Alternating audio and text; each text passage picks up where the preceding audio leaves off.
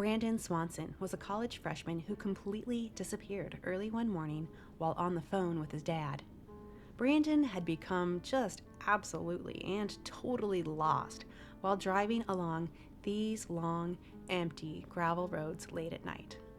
Brandon was so lost that when he missed a turn and high-centered his car in the ditch on this road, he called for help, but sent his parents in the wrong direction.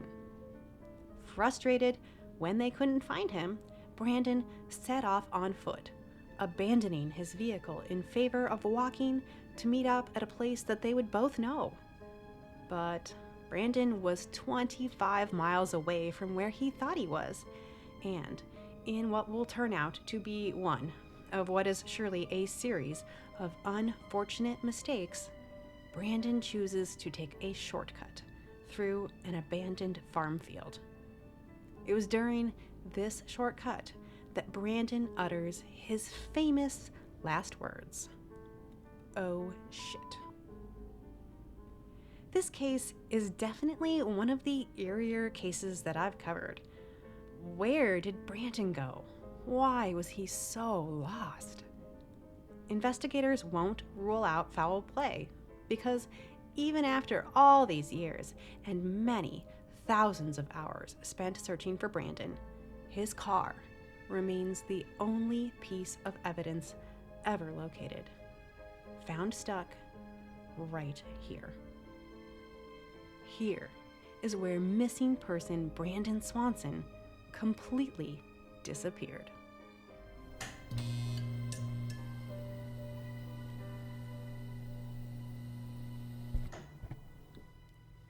May 13th, 2008 was the last day of classes at Minnesota West Community and Technical College in Canby, Minnesota. 19-year-old Brandon Swanson had just wrapped up a one-year program in wind energy and was spending the evening celebrating and saying goodbye to some of his friends. Canby is a small town in rural western Minnesota, and things out here are spread out. Brandon didn't live in Canby. He commuted here for school from Marshall, Minnesota, a roughly 35 to 40-minute drive, a drive that he made frequently that past year. Brandon actually did a lot of driving on the night he disappeared. His mom, Annette, saw him for the very last time when he stopped by their house that evening. She said that everything seemed normal, and when he came to say goodbye, she said, quote, "The things I normally say to him. See you later, and be safe." At about 6 p.m., Brandon drove from his home in Marshall to a small gathering in the nearby town of Lind. After spending a few hours in Lind, Brandon drove to a party here in Canby. And not a lot has been made public about either of these parties, but sources indicate that this second gathering was larger than the first one. Now, Brandon is just 19, and witnesses do admit that alcohol was being consumed at both of these gatherings. But his friends told law enforcement that Brandon didn't seem intoxicated, and there aren't any reports of how much Brandon consumed, at least while at that first party in Lind. The timeline is, of course, kind of fuzzy, but Brandon arrived in Canby sometime around 10:30 that night, and I did come across an account of someone seeing Brandon have at least one shot of whiskey at this party. Other attendees reported that Brandon seemed happy and not drunk or impaired. They recalled him chatting with friends and reported no behaviors that indicated that he was heavily intoxicated. Again, the timeline is unclear, but it appears that Brandon didn't stay for very long, leaving the gathering sometime between midnight and 1 a.m. This is an unfortunately wide and vague time frame, but understandable, I suppose, if you imagine that the college students are preoccupied with having a good time and not really watching the clock. And as we head out and actually leave Canby, I just want to be clear about where we're going. I'm taking you east of town to the location of Brandon's car. Not the way he went, I'm sure, and I'll get into that a bit more later, but we're on a journey in the general direction, at least, of Brandon's travel after the party in Canby that night. Friends in Canby remembered that he left the gathering alone, and at least one of them believed that he was simply headed home for the night. However, Brandon never made it home. And this is when Brandon's fuzzy timeline becomes really so much more than fuzzy. It's muddy, it's mysterious, and it's confusing. Because anywhere from 1 to 2 hours later, he will be calling his parents asking for help. His car is stuck, and it got stuck, driving the wrong direction on a minimum maintenance dirt road that he honestly never should have been on. What was going on? Why was Brandon driving out in between rural fields when he could have just taken the highway home? Minnesota State Highway 68 is a well-maintained road connecting Canby and Marshall, Minnesota. It is no doubt the most direct route from Brandon's location at that party to his house. It's paved, and it supports vehicles driving at highway speeds. I will stop short of guaranteeing to you that Brandon drove this highway to his classes daily. But I will say that Brandon most certainly had driven that highway before, and I believe that it is the only obvious choice for someone wanting to drive between these two towns. But this is not that highway. Again, we're driving straight east of town because, for whatever reason, this night, Brandon does not drive home on Highway 68. Instead, Brandon was driving on gravel back roads. And we know this because at 1:54 in the morning, Brandon called his parents for help. While attempting to make a turn on a gravel road, he had gotten his car stuck in a shallow ditch. Law enforcement estimated that this had happened closer to 1:15 in the morning. Brandon had spent about half an hour trying himself to get the car out and had called several friends for help before he resorted to waking up his parents. Brian and Annette Swanson get this phone call in the middle of the night, and they immediately set out in their pickup truck to look for their son. Brandon told them that his car was stuck in a ditch between Marshall and Lind. And Lind is only 7 miles away from where they live in Marshall, so not far, really. Brandon tells his parents that he's on the left side of a road, near to the golf course just off of Highway 23. Brian and Annette drive around looking for him, but can't seem to find him. Again, Lind is only 7 miles from Marshall, so it doesn't take long to arrive at this location where they're expecting to find their son. Brian told CNN that Brandon was absolutely positive that he knew where he was. Yet, as they drove along those highway-adjacent gravel roads, there was no sign of Brandon. Now, it was late and dark. You know, for authenticity, I suppose I could have filmed this drive at night, but you wouldn't be able to see anything. Out here, when it's nighttime, it is really dark. There are no street lamps, no bright city lights. On this particular night, there was just a half moon and the stars in the sky. Brandon's mom, Annette, decides to capitalize on this darkness and use it to their advantage. It's her idea to use the headlights on their truck to try to find Brandon. They're still on the phone with him, and so they tell him to look out into the darkness, where it is so dark and so flat and rural that he will be able to see their flashing headlights and know where they are. Desperately, she tells her son that they're flashing their lights, but Brandon can't see them. He flashes his headlights, and Annette says that she can even hear the sound of him clicking them on and off over the phone line. But all she sees is darkness. "Don't you see me?" Brandon asked. But there was nothing, his dad Brian said. Absolutely nothing. After a few minutes of trying this headlight trick and failing, everyone grew frustrated. Brandon was absolutely confident that he knew where he was. Annette said, "At one point, he hung up on me, so I called him back and apologized." Growing impatient, Brandon decides that instead of waiting for his parents to find him, that he will walk to meet them. Someplace they all know. He tells them he's going to walk to the Lindwood, a bar and grill in Lind. It's not far. He can see the lights from Lind in the distance, and it will just be faster if he meets them there. equally frustrated. At this point, Brian and Annette concede to this plan. Brian drives Annette back to their home in Marshall, and he proceeds to the Lindwood. Brandon abandons his vehicle on foot. It was already late, after 2 a.m., and pretty cold. Temperatures hit a low of 39 degrees that night. Brandon was reportedly wearing baggy jeans, a polo shirt, a black hooded sweatshirt, and a Twins baseball cap, so not exactly dressed for an outdoor excursion in that weather. I imagine he was hustling, not just to get home, but to keep warm. Brandon stayed on the phone with his father while he walked. At some point during this conversation, he tells his dad that instead of following the gravel road that he's walking along, he's going to cut across a field. And his dad says that he tells them that he's going to do this because it will be quicker than following the road. So, Brian stays on the phone with Brandon while he trudges through this random field in the dark. They talk while he hops a fence, and then another. At one point, he mentions that he can hear water nearby. All of this just to get home, to get back to his parents, to get to Lind sooner.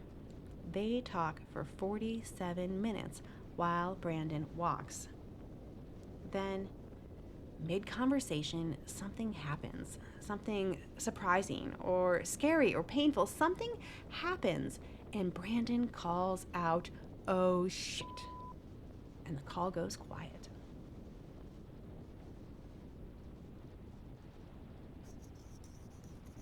19-year-old Brandon Swanson was described as big-hearted and kind. He loved reading, learning, and debate, politics, history, and music. Academically, he was a dedicated student that had just finished a one-year program in wind energy at Minnesota West Community and Technical College.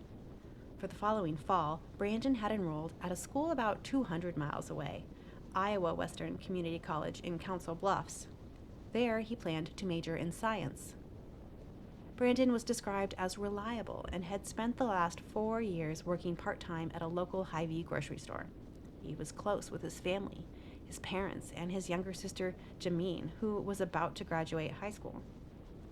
Generally, Brandon was a healthy young man, but I do think it's important to note that he was legally blind in his left eye. He wore glasses to correct his eyesight and was reportedly wearing them the night he disappeared. By all accounts, Brandon was smart and intelligent. But all young adults make mistakes sometimes. He had previously been charged with driving under the influence and had worked off a year of probation. Did Brandon deviate from the safety of Highway 68 because he had been drinking and was trying to avoid detection from police? Alternatively, had Brandon gone off course because he had gone somewhere else? Was there a third party at a farmhouse somewhere that had brought him to this area? The last thing he had said was, "Oh shit," and after that the line went silent. Brian called out for his son into the phone. When Brandon did not respond, he hung up and immediately called him back. He called 5 or 6 times, but Brandon never picked up the phone. By now, it was after 3 a.m. Brian drove up and down the road looking for Brandon. He called Annette, who called all of Brandon's friends. No one knew where he was. Brandon's friends recognized the severity of the situation, and several of them joined his parents, searching all night long, driving down gravel roads and through farmland. But there was no sign of Brandon or his car. The whole thing made Annette feel nauseous. As soon as she could, 6:30 a.m., Annette called the police to report Brandon missing. But Brandon was 19 now and an adult. Officers pointed out that it would not be unusual for a 19-year-old to stay out all night celebrating the end of classes. Annette later recalled that one officer told her that at his age, Brandon, quote, had a right to be missing. But Brandon was clearly not out still celebrating with friends. He had called home for help. He had been coming home. Brian and Annette could not just leave him out there. So they continued to search for him without the assistance of law enforcement. All morning, they made phone calls and drove rural roads looking for their son. They continued to call Brandon's phone, which would ring repeatedly before finally turning over to voicemail. Brandon never picked up. By noon that day, somebody at the sheriff's office had also recognized the severity of this situation, and they had reached out to Brandon's cell phone provider, who, in addition to backing up Brian and Annette's claims of a late-night phone call for help, provided location information with regards to where Brandon's phone had been at the time of those calls. And while Brandon believed that he was walking to the town of Lind, the phone records showed that Brandon had been nowhere near there. In fact, he had been more than 25 miles away in between the towns of Porter and Taunton. This information from the phone company allowed officers to rather quickly locate Brandon's green Chevy Lumina, high-centered off of this road that doubles as the Lyon-Lincoln County line. Now, I've actually seen a few pictures online that claim to show Brandon's car in the ditch. However, I've not come across any real ones because Brandon was driving a green Chevy Lumina. Many of the photos feature a car that is gray or silver or not even a Chevy. I don't know why or who they think they're fooling, but these pictures simply are not of Brandon's car. It's kind of frustrating to see this type of blatant misinformation spread so rampantly. But this here is what a green Chevy Lumina looks like. And no, this is not Brandon's car. Certainly, I hope that the sheriff's department does have pictures of his vehicle, how it was found that very day. But since I don't have them, I'll just describe the vehicle how the sheriff's departments have described it. Lyon County Sheriff Eric Wallen said, quote, "There was nothing odd about it. If a person passed by, they would think it was just parked there or broken down and stuck," end quote. Lincoln County Sheriff Jack Vizecki said, quote, "It was off the side of a field approach and the vehicle was hung up. It's sort of a sharp incline. Nothing major, but enough that the car would get hung up so the wheels are too high off the ground to get any traction," end quote. And when Sheriff Vizecki called it a field approach, he meant it. It appeared that Brandon had been driving west on a road that was hardly even a road. I mean, much less of a road than this is. It was more like a dirt tractor path between two fields. Here's a recent satellite image of that field road. This road is not passable anymore, or at least I don't think it would be in a sedan, and I'm not going to be driving it. If it wasn't before, it's surely now considered private property, and I'm not here to break any rules or do anything that threatens my own safety. Instead, we are driving down the road that Brandon was trying to turn onto, this one right here, and it intersects the field approach where Brandon got his car stuck. So to be clear, this is not the route Brandon drove. I have really no way of knowing what route he took or how Brandon got here because honestly, it makes absolutely no sense at all to me. And I should also just break it to you now that I'm not going to be getting out and walking like Brandon did. Not only do we not actually know which direction Brandon went, but it really did come down to a safety issue for me. Where was I going to park my car? The field approach where Brandon got stuck? What if I high-centered my own car? Or what if someone needed to exit the field while I was parked there? I couldn't just pull over along a shoulder. There are no shoulders here. I also really wanted to film in the evening, and Brandon's walk was long. I worried, was I going to be able to cover everything in time? Where would I be when it got dark? The more I learned about this case, the creepier everything sounded. Staying in my car was also just a way to cover more distance and to show you all more of the area, give a truer picture of the vastness of the farmland out here. In the 17 years since Brandon has disappeared, it doesn't really seem to have changed that much. I did pull a satellite image from that field road in 2008 for comparison, and you can see the path that Brandon took, but there is still no conceivable reason that I find that puts Brandon on that road. On a larger map, you can see that Brandon was driving west, the wrong direction, away from home and back towards Canby, where everyone thought he had started. Why or how he got turned around is so uncertain and unclear to me. Most of these rural roads are just a big grid. It should not have been hard to head south and east towards Marshall without getting lost, even on back roads. Google Maps was available for mobile phones in 2008, but it was in its early stages and just wasn't as popular as it is today. I highly doubt that Brandon had GPS on his phone, because if he had and it was working, he wouldn't have been this lost. Somehow, Brandon believed that he had already crossed Highway 68 and was south of it, south of Marshall even, by miles.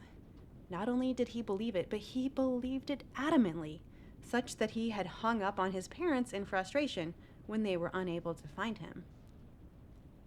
Could he have been impaired? True Crime Garage's podcast on Brandon brings up an early newspaper source that has stated that a pipe had been found in Brandon's car. But there was no mention of what kind of pipe. Was it something used for drugs or plumbing? I could not find this source, and I didn't come across any other mentions of a pipe or other claims that Brandon used drugs. In fact, Lyon County Sheriff Joel Dahl has said that he has no reason to believe that Brandon was impaired at the time of the accident or during the calls with his parents. Despite that shot of whiskey, both Brandon's parents had spoken with him on the phone that night, and neither believed that he was drunk or otherwise impaired.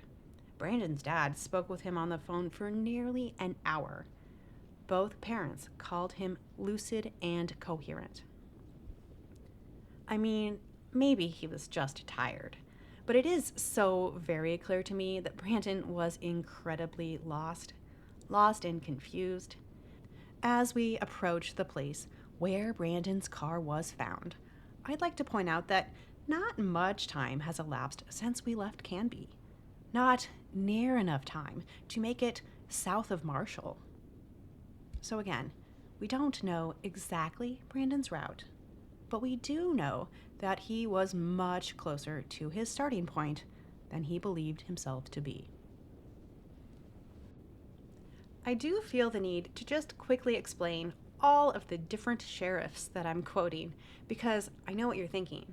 Just so far, we've already had Eric Wallen, Jack Vizecki, and Joel Dahl, and you're thinking, oh yeah, this is a lot of sheriffs to keep track of. And it is.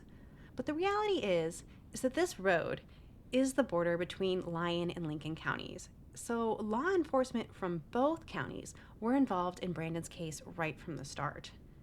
And actually, up until now, we've been driving through the Yellow Medicine County. Officials from the Yellow Medicine County will also become involved in the search for Brandon. Agents from the Minnesota Bureau of Criminal Apprehension will as well. There will be a lot of different law enforcement agencies involved. Search agencies, too. Brandon's case is about to capture the attention of people everywhere. This is the place that Brandon's car was found. Nothing within the car seemed disturbed. The sheriff's office reported that nothing unusual was found at the site of the vehicle, and there was no evidence of foul play. Brandon left his car here and ventured off on foot. He told his parents that was the plan. They talked on the phone while he walked along this gravel road. Unfortunately, officials had difficulty determining exactly which way Brandon went. Sheriff Vizecki said, quote, "There's grass in the ditch and gravel on the road, so it's possible to leave that vehicle and not leave any tracks." In an incredibly unfortunate coincidence, sources reported that portions of the road had been graded just that morning. resurfaced, possibly obscuring any tracks Brandon could have left. Searchers fanned out in all directions, slowly walking the fields and pastures. An airplane was brought in to look for clues from above. Brandon's friends and family were optimistic. "We've got to be upbeat," his sister Jameen said to the Marshall Independent. Investigators cleared the scene and towed his car that afternoon. I ran across some people online claiming that Brandon's wire-rimmed glasses were found in his car. But the Grand Forks Herald reported that Brandon's glasses, car keys, and cell phone have never been found, which is completely contrary to the idea that they were left behind.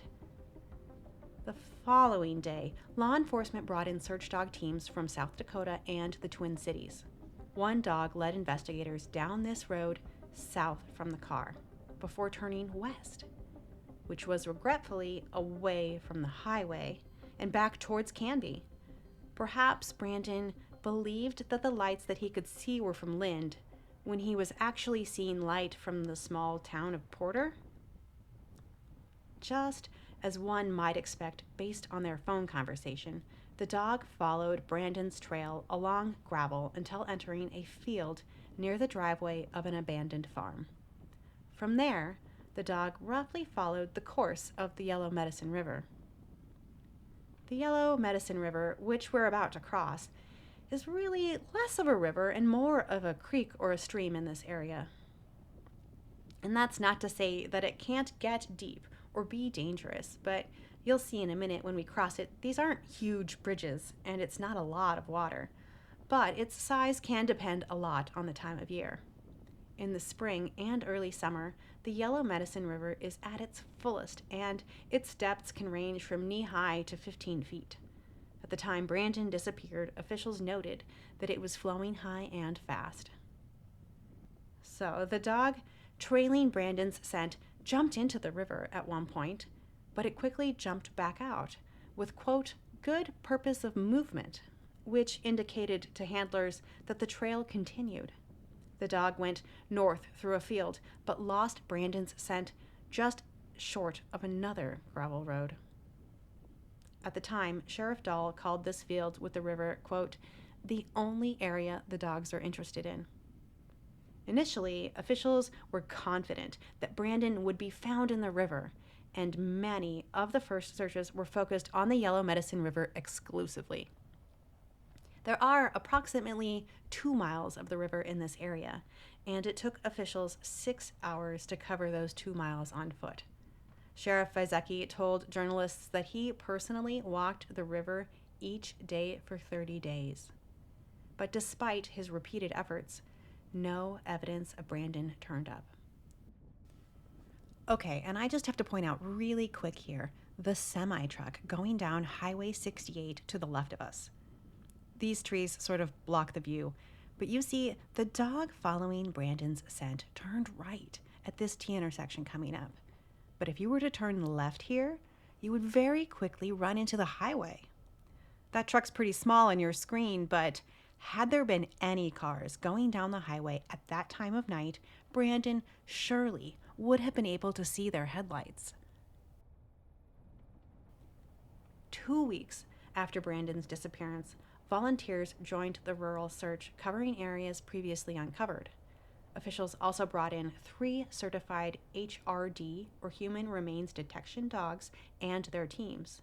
They searched the Yellow Medicine River for miles across both counties, but the search dogs showed no interest. The second weekend of June, a massive search descended on the area. Teams with cadaver dogs, searchers on foot, horseback, and ATVs, even an aviation group with special low-flying vehicles and parachutes participated in the search. A former dive official from nearby Winona County volunteered their services, as well as members of the nonprofit Minnesota Search and Rescue Recovery Unit. This here is where officials think Brandon may have left the road, by the way. It's the driveway to that abandoned farm, and behind it, the river, where so many thought that he would be. Everyone was confident that Brandon would be found. Lyon County Sheriff Joel Dahl said, If I had to lay any money down, I'd say we're missing him somewhere in the water. He's in an eddy somewhere, being held down by a log. He's got to be here. Everything is consistent that he was walking and something happened to him. Sheriff Izeki felt that Brandon was likely the victim of a tragic accident and cautioned that if he had gone into the Yellow Medicine River, it could take weeks for his body to emerge. However, the belief was that the body would eventually emerge. Yet, weeks turned to months without any answers. The John Francis Foundation joined the search, a group focused on extreme rural and wilderness searches. Specialized teams equipped with underwater sonar devices were deployed. But even when summer came to an end and the water level in the Yellow Medicine River had gone down, nothing of any significance had been found. These days, officials are no longer convinced that Brandon fell into the river. Sheriff Izeki believes that if he had fallen in, he would have been found by now, either in the river or downstream. Brandon's parents agree. They were hopeful that if Brandon had fallen into the water, that he had gotten back out. The bloodhound had followed Brandon's scent into the river, back out, and then north, through this field just to our left. For the most part, Brandon's family has stopped participating in the actual search. Annette said, "Being too close brings in that emotional part of it, which is a dangerous place to be." End quote. Instead, they collect donations to fund the search and bring food and beverages to those out in the fields. They put up posters and speak with the media to share Brandon's story. Here is near to where the dog lost Brandon's scent. Search manager Jeff Hassey of Search, Rescue, and Recovery Resources of Minnesota noted that when a dog stops trailing, it doesn't necessarily mean that the trail ends. It could simply mean that the dog is at the end of its capabilities, or its, quote, nose time. In Brandon's case, the dog had already followed his scent for nearly 3 miles, which Jeff considered to be a relatively long trail. Still, because the scent was lost close to this gravel road, people wondered, could Brandon have encountered a vehicle? Cold and wet, did he accept a ride from someone? Someone who hadn't come forward. Lincoln County Sheriff Izeki considered the possibility of foul play, saying, quote, "The only thing would have been if someone was in the shadows, and they got him that way. I can't say there wasn't someone else, but I can't find any evidence of it." Unquote. The lack of evidence seemed to frustrate the sheriff. After 3 weeks, none of the search dogs were getting a scent. Izeki couldn't explain it, couldn't explain how after all this time they hadn't found anything. That fall, after all of the corn and beans had been harvested and the fields cleared, they brought in 10 cadaver dogs. But still, they turned up no evidence. No keys, no phone, no clothes, no bones, nothing. Hundreds of volunteers and multiple dog teams from several different states covered many dozens of square miles, but nothing surfaced. Every weekend, Brandon's family searched for him until finally winter fell over Minnesota, and the snow made searching impossible. The following year, Brandon's family was responsible for the enactment of Brandon's Law. Regardless of a person's age, the new law required officials to take a missing persons report without delay if someone was missing under dangerous circumstances. Together, Brandon's family attended the signing of the law by Governor Tim Pawlenty early that May, less than a year after Brandon's disappearance. Searches for evidence of Brandon continued. Initially, they had focused on areas closer to his car, based on the idea that Brandon would be found somewhere where that oh shit moment happened, so to say. But when nothing turned up, they had to consider that perhaps he had kept going. Using search models to determine how far he could have walked that evening, search teams diligently covered a 140 square mile area of interest. The search area is always bigger than you suspected, said Jeff Hasse. Some places, like the Yellow Medicine River and the fields surrounding it, were searched multiple times. Other areas, not at all. Ken Anderson of Emergency Support Services called working with landowners a constant battle. In some cases, farmers were happy to allow searches on their property following the harvest or before planting. Other landowners had serious concerns about what a search could do to their cattle or cropland and struggled to find an acceptable compromise. Anderson acknowledged that it left holes in a search that was otherwise incredibly thorough. As the years started to pass, more and more areas were searched extensively. Boxes ticked, locations eliminated.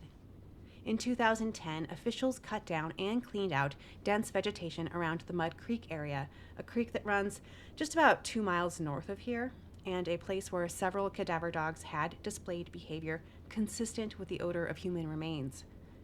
But nothing was found. As more years passed, extensive searches meant using sandbags and pumps to drain creek beds and streams.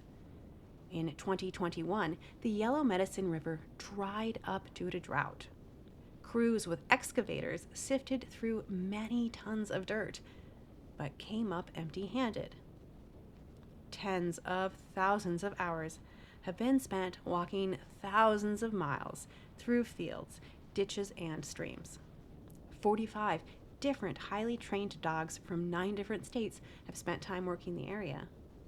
Jeff Hasse called it the most well-documented and detailed search ever conducted. His group has used GPS technology to meticulously record the details and locations of each search. From volunteers on foot to teams of dogs and their handlers, everywhere they've looked has been recorded. While early searches for Brandon relied on many people, lots of hands and lots of eyes, recent searches have been led by several highly trained and certified human remains detection dogs. Different dogs have different capabilities and skills for tracking odors, so only a few select dogs were capable of sniffing out decomposition in the area after all of this time. Search manager Ken Anderson noted that here, nose time can be pretty limited. Conditions in western Minnesota can make it difficult on the scent dogs. It gets very windy, and the winds often change direction. The drier that it is, the harder on their nose it is, he said. It also wears them out and dehydrates them more. They need to have moistness for them to function appropriately. But function they have, over and over and over, search after search. 7 years after Brandon disappeared, in October of 2015, canines uncovered a bone in the search area. The searchers, the Swansons, the whole western Minnesota community collectively held their breath. Had Brandon finally been found? It didn't take long for officials to determine that the bone was not human. As of today, Brandon remains missing. But those searching for him haven't given up. Lyon County Sheriff Eric Wallen said that tips continue to come in for Brandon's case. Many of them revolve around the events leading up to his disappearance, and, as with any small-town cold case, there are rumors. People ponder whether the whiskey or possible drugs played a role in Brandon's disappearance, while others suggest that he may have been kidnapped. Early reporting indicated that nothing of note happened at either of the gatherings Brandon had attended early that night. But I've come across rumors that there was an argument involving Brandon at one of the parties, as well as a rumor that he was seen having an argument at a bar the weekend before he went missing. Sheriff Wallen declined to address any alleged arguments, telling reporters that all tips are followed up on, and none of the tips received so far have led to a break in the case. He said, quote, "They all seem to run into a dead end." I think one of the reasons that foul play continues to come up in Brandon's case is his addition to VICAP in 2010. VICAP is an acronym that stands for the Violent Criminal Apprehension Program. And I think just the name implies to people that perhaps the FBI thinks that Brandon could have encountered a violent criminal. Additionally, one detail on the VICAP release stands out. It states that the doors to Brandon's car were left open. And this seems to contradict the statement made by Lyon County Sheriff Eric Wallen. Quote, "There was nothing odd about it. If a person passed by, they would think it was just parked there or broken down and stuck." Unquote. Possibly, doors open was meant to imply that the doors were unlocked. But taken literally, doors open makes me think that more than one door was physically left open, left ajar. Now, that would seem odd. Minnesota Bureau of Criminal Apprehension Special Agent Derek Woodford said, "We don't have any evidence at this point to indicate foul play. People have reported that this or that could have possibly happened, so we have to leave open the possibility. There's just not a lot of evidence one way or the other." The lack of evidence in Brandon's case certainly fans the flames of foul play rumors. People seem generally suspicious of the farmers who have not allowed a search of their property. Yellow Medicine County Sheriff Bill Flatten said that probable cause has not existed for law enforcement to step in. The sheriff did indicate that the landowners have conducted their own searches, saying, quote, "They know their property and they search it and look around as well." Unquote. Which is good to hear, I suppose, but I'm not sure how much that does to alleviate the concerns of those still looking for Brandon. Many believe that Brandon is still out there, either purposefully hidden or having fallen into a crevice or a well. Search manager Jeff Hassey called most of the land in this area high-quality farmland, where old cisterns and wells no longer exist. Those that are still around have been either filled in or capped, thanks to established Minnesota state laws. Brandon's mom, Annette Swanson, has felt since the very beginning that Brandon will not be found alive. Maybe I'm a terrible mother for this, I don't know, but I felt very early on, before the first 24 hours were up, that something terribly wrong had happened, she said. Still, his family has never held a memorial service for Brandon. Instead, they keep their porch light on for him, just like they did that night he disappeared. The Swansons want to know what happened to their son. "You know, people don't vanish into thin air," said Annette, "but it sure seems like he did." This is an age-progressed image of Brandon. At the time of his disappearance, he stood 5 foot 6 inches tall and weighed 125 pounds. He has brown hair, blue eyes, and when last seen, he was wearing blue jeans, a blue striped polo shirt, a black hoodie, and a white Minnesota Twins baseball cap.